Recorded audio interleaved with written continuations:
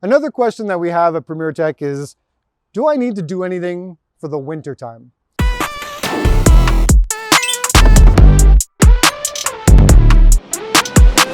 Now, of course, for all of our clients across North America, this question is not always applicable, right? So for our friends who live down in southern Texas or southern Florida or Louisiana, they have nice weather all the time. And we unlucky people in the north, like in northern Quebec or northern Ontario in Canada, well, of course, we have a much colder winter where things just like to freeze. So in that situation, depending on where you are in North America, if you're not sure about how to winterize the system, especially for secondary residents where you're not always going to be there for the entire year, please either check out our website or contact us directly and we'll be happy to help.